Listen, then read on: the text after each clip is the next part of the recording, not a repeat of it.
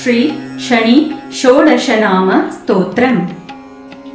पूर्णः शनैश्चरो मन्दः छाया हृदय नन्दनः मार्ताण्डजस्तथा सौरिः पातङ्गी गृहनायकः अब्राह्मणः क्रूरकर्मा नीलवस्त्राञ्जनद्युतिः कृष्णो धर्मानुजः शान्तः शुष्कोदर वरप्रदः षोडशैतानि नामानि यः पठेच्छ दिने दिने विषमस्थोऽपि भगवान् सुप्रीतस्तस्य जायते इति श्री शनैश्चर षोडशनाम स्तोत्रम् सम्पूर्णम्।